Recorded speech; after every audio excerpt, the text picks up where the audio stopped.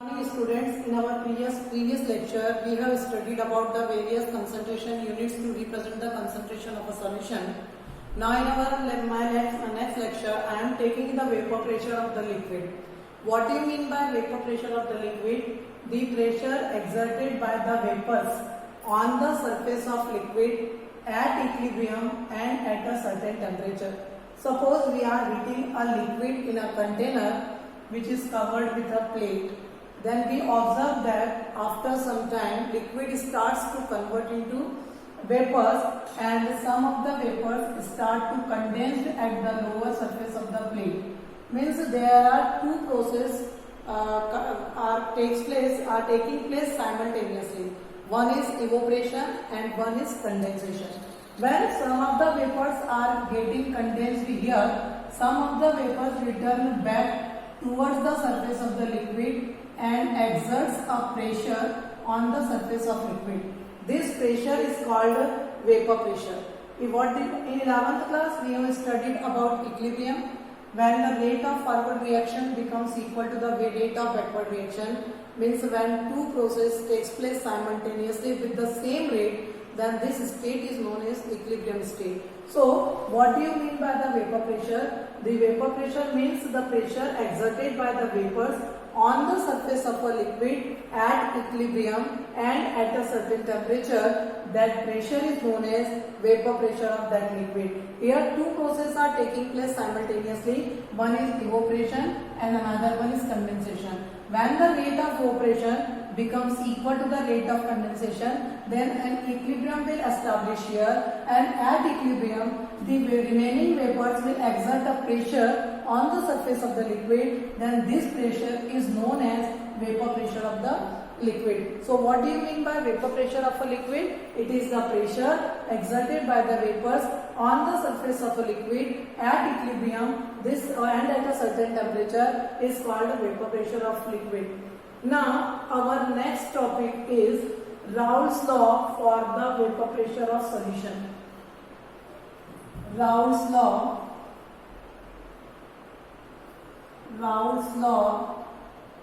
for vapor pressure of solution.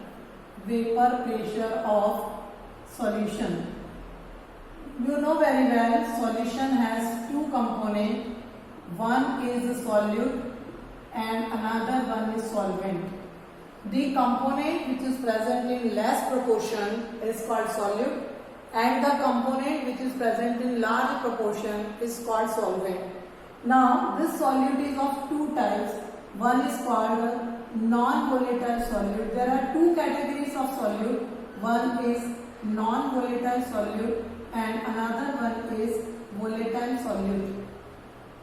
Volatile solute. What is the difference? What is the meaning of non-volatile solute and the volatile solute? Non-volatile solute means the solute which do not have tendency to form vapors or to get converted into vapors. They are known as non-volatile solute. And the solutes which have tendency to form vapors, they are known as volatile solute. उनको हम क्या कहते हैं? Volatile solute कहते हैं. जिनमें vapours बनाने की टेंडेंसी होती है उनको हम volatile solute कहते हैं, और जिनमें वेपर्स बनाने की टेंडेंसी नहीं होती है हम उसको क्या कहते हैं? नॉन volatile solute कहते हैं. सो हमको जो राउल्ट्स लॉ पढ़ना है वो नॉन volatile solute के लिए भी पढ़ना है और volatile solute के लिए भी पढ़ना है. ठीक है. So now our first Raoult's law for the solution containing a non-volatile solute. Raoult's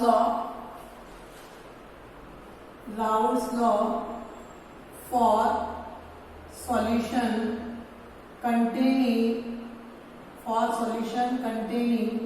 non-volatile solute.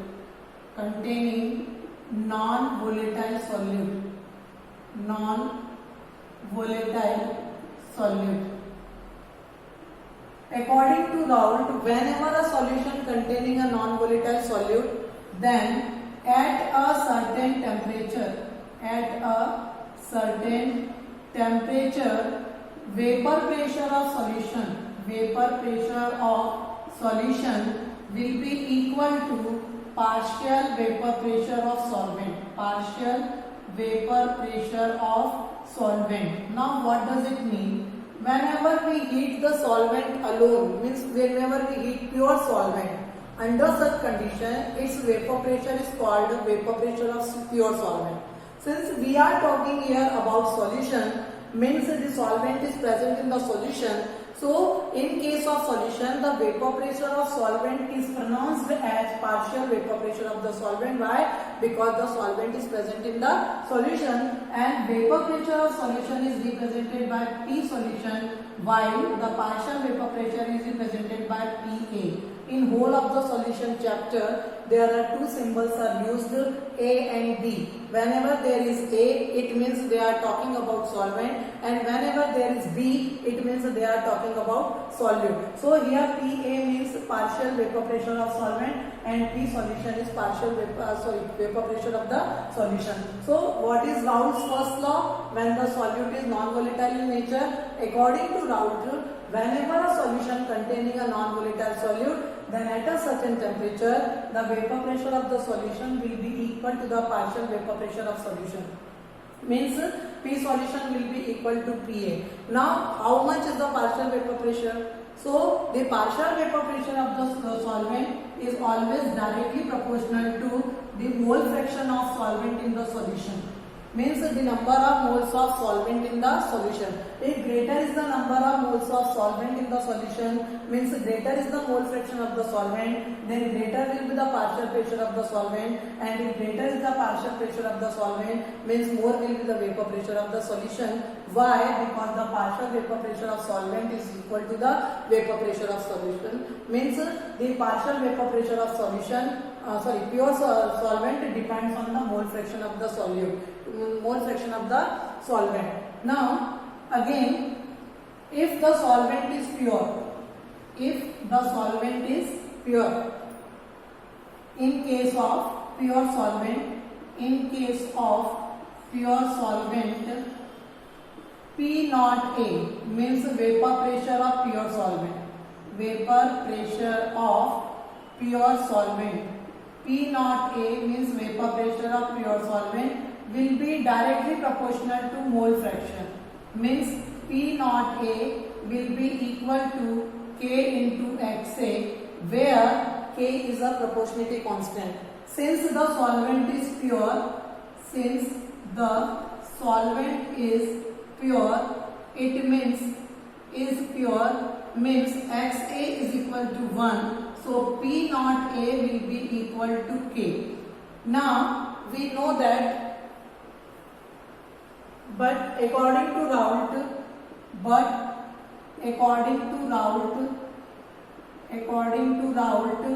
vapor pressure of partial vapor pressure of solvent is equal to K into XA.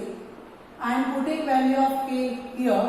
So PA is equal to P naught A into XA, but P solution equal to PA. So P solution will be equal to P naught A into XA. It means the vapor pressure of a solution containing a non-volatile solute is equal to the product of vapor pressure of pure solvent and its mole fraction. This is Raoult's law for the solution containing a non-volatile solute. The vapor pressure of the solution will be equal to product of vapor pressure of pure solvent and its mole fraction at a certain temperature. This is the Raoult's law for the solution containing a non-volatile solute. Now I am taking the case of volatile solute. Means Raoult's law for the solution containing volatile solute. Raoult's law for solution containing volatile solute.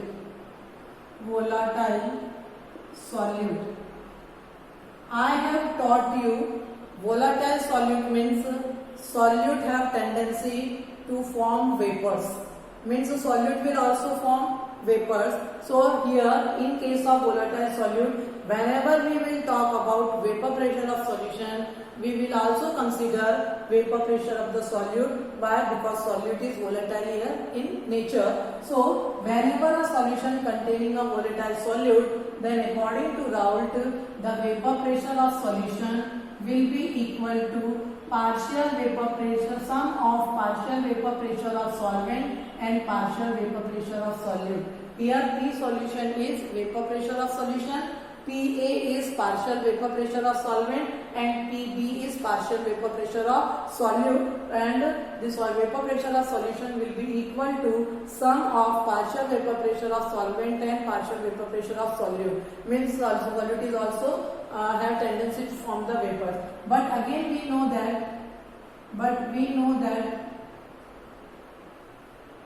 PA equal to P naught A into XA and PB equal to P naught B into XB. Here P naught A is vapor pressure of pure solvent, XA is mole fraction of solvent, P naught B is vapor pressure of pure solute, and XB is mole fraction of the solute. If we put these values here, so we will get another equation. P solution will be equal to P naught A into XA plus P naught B into XB. So in other words, we can define it, the vapor pressure of a solution containing a non-volatile solute is equal to sum of product of vapor pressure of pure component and their mole fraction. So this is Raoult's law for the solution containing a volatile solute. Once again I am repeating the statement for the volatile solute.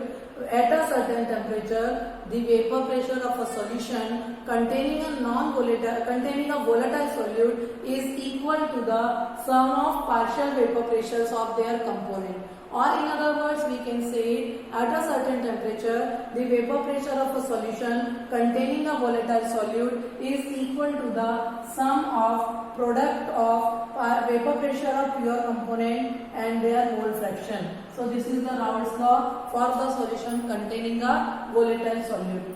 Now we will do a numerical here. Numerical based on mole fraction. Numericals based on mole fraction. Numericals based on mole fraction. Mole fraction. I am taking an example of a numerical here. A rectified split. A rectified split contains 96.2% ethyl alcohol by mass. Ethyl alcohol by mass. Calculate mole fraction of ethyl alcohol. Calculate mole fraction of ethyl alcohol. Mole fraction of ethyl alcohol. Now, first of all, what do you mean by rectified split? Rectified split is a mixture of ethyl alcohol and water, in which 96.2% of alcohol is present and remaining is water. By mass means total 100 gram of rectified split is here. By mass, what is the meaning of by mass? Percentage is given here. It means in 100 gram of rectified split, 96.2 gram of ethyl alcohol is present and rest is water. Why? Because rectified split is a mixture of ethyl alcohol and water. So here 96.2% ethyl alcohol by mass. What does it mean? In 100 gram of rectified split, 96.2 gram of ethyl alcohol is present and rest is water. Now what we have to calculate here? Mole fraction of ethyl alcohol is to be calculated. So for the calculation of mole fraction, there are two components in the solution. One is ethyl alcohol and another one is water. Here ethyl alcohol is represented by A and alcohol is represented by and water is represented by B.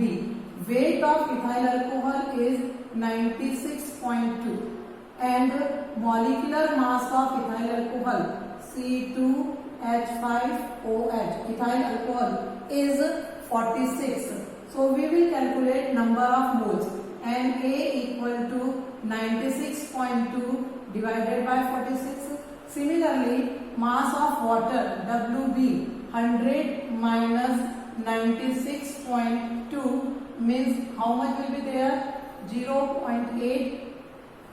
3.8. How much is there? 3.8 gram of water. And what is the molar mass of water? Is 18. So number of moles of water will be 3.8 divided by 18. So it will be 0.21 and it will be 46 divided by 92.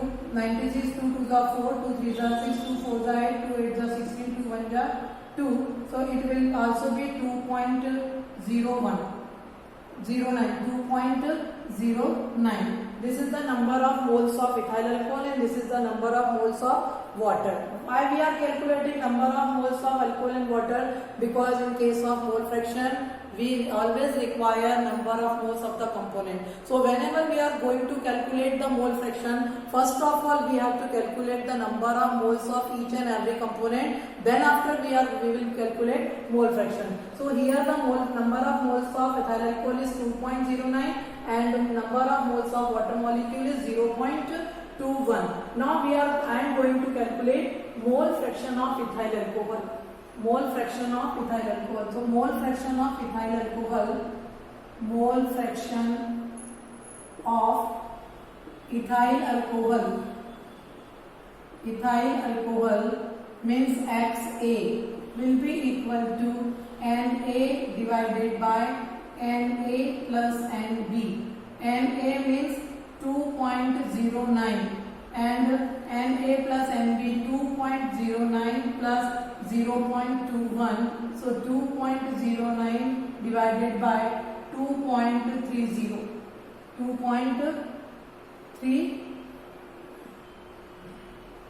2.30. So by calculating it, we can calculate the mole fraction of the ethyl alcohol. And suppose anybody asks you how would you calculate mole fraction of water. So mole fraction of water Xb can be calculated by the formula 1 minus Xa. Whatever be the value of Xb is here, we will Xa is here. 1 is it is subtracted from 1, so we will get Xb, that is the mole fraction of the solute. So in this way we can calculate the mole fraction of ethyl alcohol. Whenever we will go to solve mole fraction, first of all we have to calculate number of moles of each and every component. Why? Because in the calculation of mole fraction of any component, total number of moles of solution is required. Therefore, it is necessary to calculate number of moles of each and every component. Why? Because in the mole fraction, sum of number of moles of solution is required. So each and every component should be there. And for the calculation of mole fraction of another component, we can subtract the mole fraction of one component from one. So we will get the mole fraction of the another component. I am taking another example here for the calculation of mole fraction.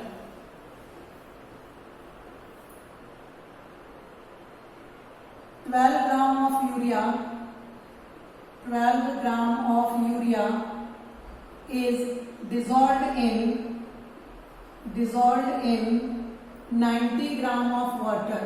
90 gram of water. Calculate mole fraction of water. Calculate mole fraction of water. Mole fraction of water. Now in our solution there are two components, one is urea and another one is water. So first of all we will calculate number of moles of water Na. Water is solvent here, that's why I am taking Na. 90 divided by 18, so it will be 5.